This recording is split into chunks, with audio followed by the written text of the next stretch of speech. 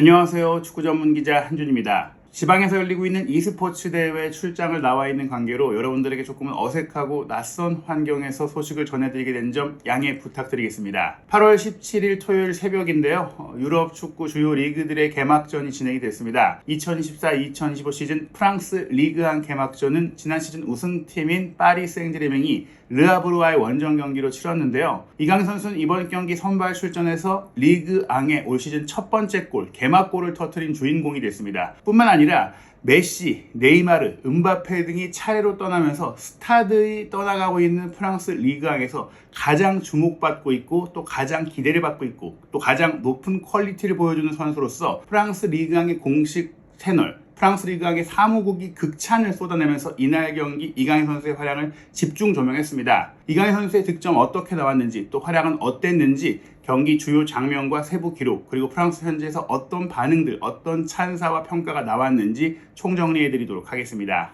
먼저 이날 경기 기록부터 살펴보면 파리 생제르맹이 4대1의 대승으로 챔피언의 위용을 보여줬는데요. 사실 경기 자체가 그렇게 쉽게 가진 않았어요. 이강인 선수의 선제골 이후에 르하브르의 동점골이 나오기도 했고 또 역전골이 나오는 것 같은 상황도 있었거든요. 그러다가 결국 루이스 에니케 감독이 교체 투입한 선수들이 변화를 만들어내면서 완승으로 끝나게 됐는데 그래도 경기 내용 자체는 파리가 압도적이었습니다. 에니케 감독 특유의 점유 축구 속에 76%의 볼 점유율을 기록을 했고 슈팅 숫자가 15대5로 3배 가까이 차이가 났습니다. 파리가 원정팀이지만 완전히 경기를 장악했고요. 유효 슈팅이 11대2로 파리의 공격 성공률과 날카로움도 굉장히 매서웠기 때문에 음바페가 떠났지만 파리의 경기력은 건재하다는 것을 보여줬던 경기라고 할 수 있고요. 그 중심에 이강인 선수가 있었습니다. 이날 선발 명단과 소파스코어의 통계 기반 평점을 보시면 4-3-3으로 시작한 파리 생제르맹의 선발 출전 선수 중에 3미들의 중앙에서 경기 전체를 후방에서 조율했던 비티냐가 8.3점이었고 오른쪽 측면 공격수 윙포워드의 자리에 배치가 됐지만 하프 스페이스 안쪽으로 들어오면서 실질적으로 10번 공격형 미드필더로 공격 지역, 파이널 서드 지역에서의 플레이를 이끌었던 이강인 선수가 7.7점으로 두 번째로 높은 평가를 받았습니다. 결국 현재 파리 생제르맹은 후방의 비티냐, 전방의 이강인 선수가 경기를 풀어가는 역할을 한다고 볼 수 있는데요. 이번 여름에 코파 아메리카라든지 또 유로 2024 대회가 열렸고 그로 인해 합류가 늦어진 선수들이 있다 보니까 프리시즌에 일찍 합류했고 몸 상태가 좋은 선수들을 위주로 선발 명단을 꾸리다 보니까 사실 이번 선발 명단이 확고한 파리 생제르맹의 플랜 A이거나 주전이라고 보긴 어려워요. 추가적인 영입과 방출도 있을 예정이기 때문에 8월 말 정도는 가야 챔피언스리그 일정이 시작되어야 알 수 있겠지만 현 시점에서는 이강인 선수가 어떤 포진, 어떤 역할을 맡더라도 핵심이라는 걸 느낄 수 있는 그런 경기 내용이었습니다. 파리 생제르맹이 이번 경기 4-3-3으로 경기를 했는데 곤살로 하무스가 3톱의 중앙으로 최전방에 배치됐고 왼쪽에는 16세 유망주인 음바예가 프리시즌부터 좋은 컨디션을 보이면서 선발 출전했습니다. 그리고 오른쪽에 이강인, 3미들에서는 왼쪽 메잘라로 파비안 루이스가 유로 우승으로 인해 추가적인 휴가를 받으면서 아직 몸 상태를 끌어올리고 있다 보니까 마르코 아센시오가 뛰었고 오른쪽 메잘라 자리에는 지난 시즌 후반에 아쉬운 부상을 입고 돌아왔던 프랑스 유망주 워렌 자이르 에메리가 뛰었는데요. 이날 경기도 사실은 본인의 최적의 포지션이 아닌 아센시오라든지 큰 부상 이후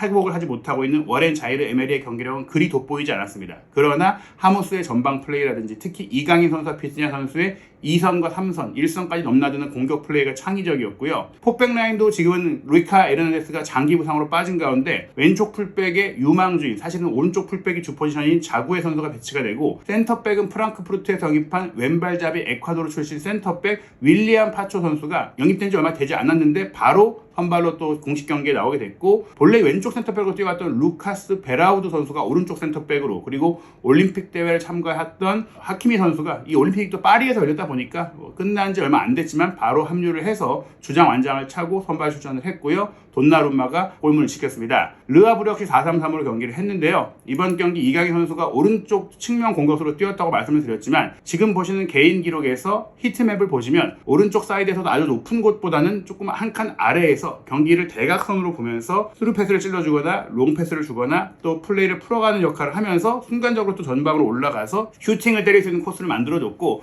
또 후반전 시작과 함께는 파리 생제르맹이 선수 교체를 가져가면서 조금 변화가 있었어요. 이강인 선수가 왼쪽으로 이동을 하고 아센시오가 왼쪽 메잘라 역할에서 그닥 좋은 활약을 못하고 있던 가운데 전반전에 조금 이른 시간에 불운한 부상으로 인해 하무스가 교체 아웃되다 보니까 콜로 무아니가 스트라이커 자로 들어왔는데 전반전에 이제 교체 투입된 이후에 그리 경기력이 좋지 않았거든요. 그러다 보니까 이제 공격의 위치를 바꿨다. 무아니를 중앙 공격수로 두고 아센시오 오른쪽, 이강인 선수를 왼쪽에 두다 보니 히트맵에서 후반전 시간 동안 왼쪽에서 뛰었던 이강인 선수가 오른쪽과 왼쪽 사이드에 걸쳐서 이제 히트맵이 형성이 된 겁니다. 전반전에 오른쪽에서 뛰었을 때는 득점을 올렸고 또 후반전에 왼쪽으로 뛰었을 때도 날카로운 장면과 골대 강타의 장면을 만들어내면서 이강인 선수가 왼발을 주로 쓰긴 하지만 어느 위치에 가도 또 오른발을 적절히 쓸 수 있는 능력을 점점 키워 올리고 있기 때문에 상대 수비가 방어할 수 없도록 좀 페인팅을 걸면서 오른발로 찰지 왼발로 찰지를 속이면서 슈팅 코스를 만들어냈던 것도 이강인 선수가 결정적인 장면을 만들어내는 데 있어서 굉장히 유효했습니다. 71분에 교체 아웃됐던 이강인 선수인데요. 한 골을 넣었는데 총 3차례의 슈팅이 있었거든요. 대단했던 것이 슈팅 정확성인데 이 3차례의 슈팅 중에 유효 슈팅이 2개였고 그 중에 한 골이 나왔죠. 그리고 또 하나의 슈팅이 3번째 슈팅인데요. 골대를 강타했습니다. 이게 유효팅을 집게 되진 않았지만 결국에는 이 슈팅이 거의 빗나가지 않고 골대를 벗어나지 않는 걸 볼 수 있고요. 3차례의 드리블 돌파 시도 중에 한 번밖에 성공하지 못했지만 그 3번의 돌파 시도가 거의 유효하게 상대 수비를 허물어내는데 역할을 했습니다. 71분 동안 뛰면서도 62회의 볼터치로 굉장히 많이 공을 받았던 선수가 이강인 선수이고 48회의 슛 패스를 시도하면서 46회 성공했다. 2번밖에 패스 미스가 없었다라는 것은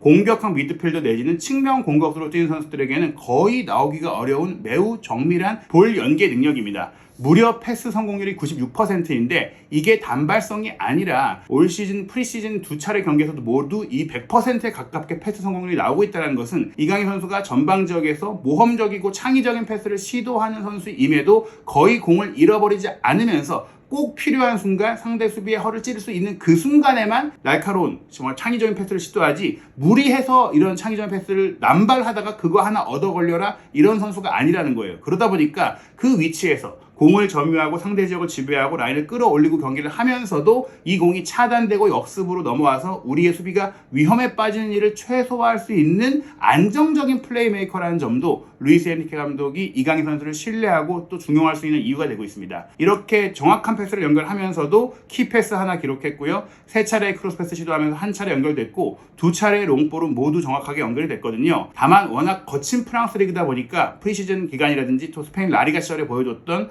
뛰어난 지상볼 경합 승률은 조금 떨어졌어요. 6번의 지상볼 경합 중에 한 번밖에 승리하지 못했습니다. 어찌됐거나 이번 경기 프랑스 리그왕의 올 시즌 첫 골을 이강인 선수가 넣었는데 무려 3분 만에 나온 골이었기 때문에 더욱더 뜨거웠거든요. 반응도 대단했는데 프랑스 리그왕의 영어판 공식 채널에서도 이강인 선수가 올 시즌에 첫 골을 터뜨렸다고 하면서 득점 장면과 셀레브레이션 장면, 동료들이 축하하는 장면을 그래픽으로 바로 편집해서 실시간으로 올렸고요. 또 이 장면을 보시면 오른쪽으로 빠져 들어갈 때 이강인 선수가 상대 수비의 시선 밖에서 들어오는 위치 선정도 좋았고 왼쪽을 기반으로 중앙을 거쳐서 오른쪽으로 넘어가는 파리 생제르맹의 사이드 전환 플레이가 계획적으로 이뤄진 것도 좋았지만 하무스 선수가 지난 시즌에 음바페가 있는 상황에서는 굉장히 좀 영향력이라든지 본인의 존재감이라든지 전술적인 부분에 있어서 좀 희생되거나 빛을 보지 못하는 상황들이 있었는데 아예 떠난 현 시점에서 또 오히려 프랑스 대표 선수인 무아니가 중용되지 않겠느냐라는 전망이 있는 가운데 이날 경기 분명히 하무스가 전반전에 이른 시간에 부상을 당해서 나가긴 했지만 무아니와 교체되기 전까지 굉장히 안정적이고 연계도 좋고 또 본인의 날카로운 모습들을 보여주면서 이제는 파리의 최전방 공격수를 추가 영입 없이 하무스로 가도 되겠다는 느낌까지 줬거든요. 실제로 이강인 선수와도 합이 굉장히 좋은 하무스 선수이고 사적으로도 관계가 좋은 하무스 선수인데 이 장면에서도 무려 3명의 선수가 본인을 에워싸고 있고 또 전방에 들어간 선수의 마크, 견제된 선수들의 위치까지 파악한 이후 오른쪽 대각선으로 이강인 선수의 침투 동선에 맞춰서 게다가 이 공을 이강인 선수가 받자마자 멈춰 세우지 않고 그대로 왼발 슈팅을 가마차기로 논스톱으로 때릴 수 있었는데 그렇게 잘 찰 수 있도록 안정적인 패스를 준 것까지도 하무스가 굉장히 잘해줬다. 즉 하무스 이강인 조합이 파리 생제르맹의 주전 공격 조합으로 가능성을 보였던 그런 장면이다라고 볼 수 있겠습니다. 이 장면뿐 아니라 후반전에 왼쪽으로 이동한 뒤에도 이강인 선수가 정말 물오른 슈팅 감각 결정력을 보여줬는데요. 아센시오 선수가 왼쪽 메잘러 위치에서 조금은 고전하는 상황 속에서 무아니까지도 신망을 하니까 말씀드린 대로 후반전에는 공격의 형태와 위치를 바꾼 것인데요. 실제로 아센시오가 왼발잡이로서 오른쪽에 갔을 때 생각보다 더 좋은 플레이를 보여줬고 이 상황은 또 아센시오가 오른쪽 사이드로 빠져들어가면서 반대편으로 길게 크로스패스를 넘기면서 상대의 타이밍을 뺏었거든요. 이때 길게 넘어온 공 누가 받냐라고 생각했던 그 위치에 또 이강인 선수가 어느새 들어와서 화면 밖에서 들어와서 받아줬어요. 받았을 때 르하브르 선수 한 명이 슈팅을 막기 위해 달려드는데 이강인 선수가 왼쪽에서 오른쪽으로 접고 마치 왼발잡이인데 오른발로 슈팅을 하는 척하는 동작을 취하니까 몸을 던졌거든요. 근데 여기서 한번 접게 됩니다. 접으니까 수비가 또 몸을 흔들면서 중심을 잃게 됐어요. 그때 이강인 선수가 빠른 타이밍으로 왼발 슈팅을 가져갔고 이 왼발 슈팅이 아쉽게 크로스바를 강타했기에 득점이 되지 않았지 여기서 한 골이 충분히 더 나올 수 있었다. 정말 좋은 슈팅이었고 또 이 슈팅이 거리상으로나 앞에 상대 수비가 포진된 숫자를 봤을 때는 기대 득점이 그리 높은 상황, 유망한 상황은 아니었어요. 위치상으로는 충분히 슈팅을 시도할 수 있는 상황이었지만 기대 득점이 0.09골, 그러니까 9%의 확률밖에 없는 상태에서 시도한 슈팅이 크로스바를 강타했다는 점에 있어서 정말 이강인 선수가 송곳 같은 결정력을 갖추고 있다는 걸 보여줬던 장면입니다. 말씀드린 그 선제골을 통해서 또 이런 경기 중에 펼친 활약을 통해서 프랑스 리그1 공식 채널 영업판에서는 새로운 시즌이 됐지만 뉴 시즌이지만 same 리강인, 이강인의 실력은 여전하구나 라고 했고요. 이강인에 대해서는 더 이상 말이 필요 없다, 충분히 뭐 우린 말한 것 같다, enough said라고 하면서 이제 하트 뿅뿅 이모티콘과 태극기 그리고 별빛이 반짝반짝이는 스타의 활약을 보여줬다라는 이모티콘으로 설명을 했는데, 이강인 선수가 말씀드린 슈팅 장면뿐만 아니라 특유의 어깨 페인팅, 상대의 무게중심을 빼앗는 두세 명의 선수 사이를 빠져나온 탈압박과 드리블을 또 한 번 보여주면서 이강인 선수의 능력이 뭐 한 시즌을 처음 도착해서 잘 몰라서 이 선수에게 당하는 게 아니라 알아도 대비해도 막을 수 없는 선수라는 크랙이라는 것, 그런 뛰어난 그 기술을 갖고 있는 선수라는 것을 프랑스 리그왕에서 인정을 하고 있는 것이죠. 프랑스 리그가 사실 유럽 5대 리그에서는 5순위라고 할 수 있겠지만 프랑스 축구 자체, 프랑스라는 국가 자체의 축구 저변과 저력은 굉장히 높잖아요. 세계적인 축구 강국인 프랑스에서 이강인 선수에 대한 평가가 이렇게 높다는 것을 알 수 있는 부분이고요. 또 영어판에서 이강인 선수가 교체될 때 이강인 디퍼런스 메이커라고 하면서 이번 경기 차이를 만든 선수가 이강인 선수였다고 하고, 또 놀라운 기록 하나를 이야기했어요. 경기 시작 3분 만에 나온 이 리그앙 개막전 개막골은 무려 2009년 이후 14년 만에 나온 가장 빠른 시간의 골이었다. 즉 이강인 선수가 또 한 번 리그앙의 역사에 자신의 이름을 남긴 것이고, 지난 시즌 마지막 경기에 이어 올 시즌 첫 경기까지 2경기 연속골로 리그앙 경기 지금 본인의 페이스가 굉장히 좋다라고 소개를 했습니다. 그러면서 프랑스 리그앙의 프랑스어판 실질적인 메인 채널에서는 이강인 선수가 첫 번째 경기에서 첫 번째 골을 넣었는데 교체된 건 좀 아쉬웠다라는 표정, 다 좋은데 왜 이렇게 빨리 교체했을까라는 이제 아쉬움을 공식 채널에서 표하는 상황도 나왔습니다. 리그왕 영업판에서 저희가 많은 반응들이 있다고 얘기 드렸는데 이게 아무래도 국제적인 팬들을 대상으로 하고 또 한국 팬들을 겨냥한 게 아니냐고 생각할 수 있잖아요. 실제 프랑스 어판, 프랑스 팬들이 주로 보는 이 메인 채널도 똑같이 이강인 선수에 대해, 물론 완전 똑같은 콘텐츠가 올라온 건 아니지만 같은 주목도를 보였어요. 이강인 선수가 선제골을 터뜨렸을 때도 이 힘 주는 이제 뭐 불끈 지는 이모티콘과 함께 이강인 선수가 올 시즌 프랑스 리강의 첫 골을 터뜨렸다라고 소개하면서 이강인 선수의 득점 장면을 영상으로 바로 또 올렸습니다. 프랑스어판 메인 채널에서도 대한민국의 이강인 선수가 왼발로 절묘한 가마차기 슈팅을 성공시켰다. 올 시즌의 리그왕 첫 골인데 정말 멋진 골이었다. 그냥 골이 아니라, 그냥 첫 골인 게 의미가 있는 것이 아니라 아름다운 골이었다라고도 또 찬사를 보내면서 이 장면을 소개했고요. 뿐만 아니라 프랑스 어판에 프랑스 팬들이 주로 보는 채널에서도 이강인 선수와 더불어 물론 프랑스 유망주인 브래들리 바르콜라가 르하브르 원정에 구단 버스를 타고 도착해서 입장하는 장면까지 따로 실시간으로 소개할 정도로 이강인 선수에 대해서 현지 팬들의 관심도 크다는 것을 좀 보여줬습니다. 이날 경기 전반전에 이강인 선수의 골로 앞서갔던 파리 생제르맹인데요. 아쉬웠던 게 말씀드린 전반 20분 만에 이강인 선수의 골을 도왔던 하무스가 부상으로 교체되면서 무한이가 들어왔을 때 경기력이 조금 흔들렸던 것이고, 그러한 과정 속에 후반전에 이 위치 조정은 본래 왼쪽 측면 공격수를 맡고 있던 은바에 선수를 교체 아웃하고 올 여름 이적 시장에 영입한 정말 거액을 투자한 벤피카 출신의 포르투갈 대표 미드필더 주앙 네베스를 투입을 했거든요. 그러면서 주앙 네베스가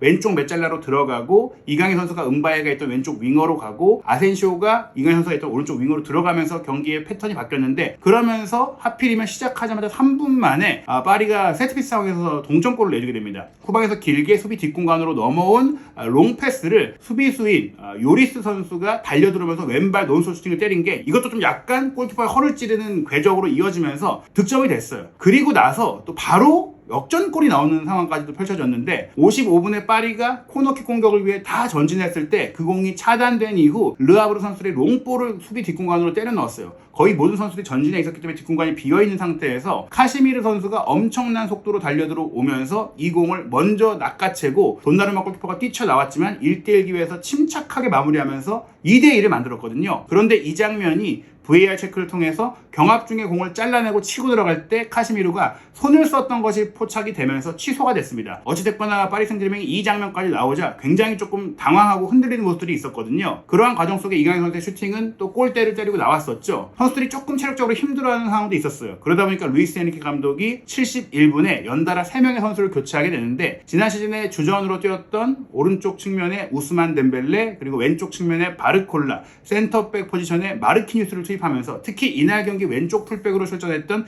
자구에 선수가 수비적으로 많이 흔들리다 보니까 이런 수비 상황에서의 허점들이 조금 많이 나오기도 했거든요. 그래서 이 3명의 선수를 교체하면서 이강인 선수와 아센시오도 조금 일찍 아쉽게, 특히 이강인 선수는 경기력을 잘 보여주고 있었음에도 내려오게 됐습니다. 어찌됐거나 이 판단은 결국 옳다는 게 증명이 됐는데요. 이 교체 이후에 르아브르도 선수 교체를 가져가면서 대응을 했지만 교체 투입한 선수들이 제 몫을 다 하면서 파리 생제르맹이 아슬아슬하던 1대1 상황을 4대1 완성으로 바꾸는 겁니다. 85분에 주앙 네베스가 왼쪽으로 침투해서 올린 크로스 패스를 덴벨레가, 무아니가 수비를 끌어놓은 상태에서 비어있던 공간으로 딱 침투해서 헤더 슈팅을 연결하면서 2대1을 만들었고요. 그리고 1분 만에는 왼쪽 측면에 이강인 선수가 뛰던 자리에 바로 들어간 바르콜라가 무려 3명의 수비를 빠른 속도와 개인 능력으로 제쳐내더니 페널티 에어리어 진입하자마자 오른발 가마차기 슈팅을 골문 우측 구석으로 찔러 넣으면서 3대1의 쐐기골까지 만들었습니다. 그리고 이때까지도 무아니는 계속해서 조금 부진한 모습들, 이타적인 플레이는 좋지만 온더볼에서나 슈팅기에서는 아쉬웠었는데, 후반 종료 직전이었죠. 90분에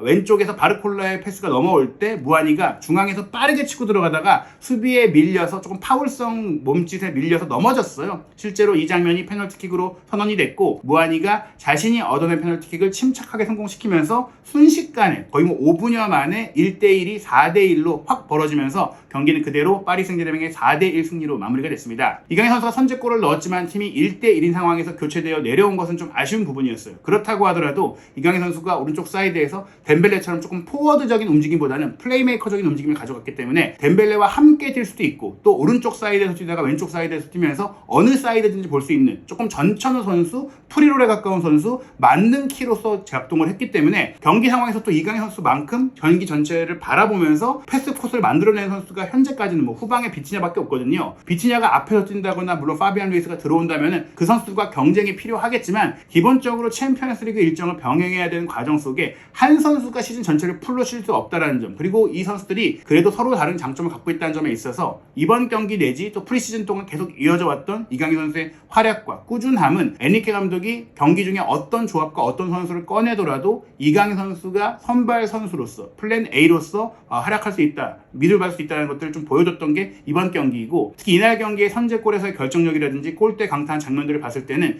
지난 시즌보다 한층 더 좋아진 이 결정력을 바탕으로 이강인 선수가 개인적인 공격 포인트도 더 많이 올리면서 활약할 수 있을 것이다라는 기대감을 갖기에 충분했습니다. 파리 생제르맹의 두 번째 경기는 8월 24일 토요일 새벽 3시 45분 몽펠리에와 홈경기 리강 2라운드 경기고요. 이어서 9월 2일 새벽 3시 45분에는 릴과 원정 경기가 있습니다. 그리고 이 경기를 앞두고는 36개 팀 참가로 개편됐고 대회 방식도 바뀐 UEFA 챔피언스리그 1차 라운드 총 8개 팀을 만나게 되는 일정도 확정이 되고 또 상대팀도 확정이 되는데요. 이강인 선수의 파리 생제르맹에서의 활약과 또 프랑스 현지 반응, 유럽 내 분석과 또 독점적인 이야기들, 또 챔피언스리그 소식까지 한준TV와 함께 2024-2025 시즌 한국인 유럽파 선수들의 모든 이야기 확인하시기 바랍니다.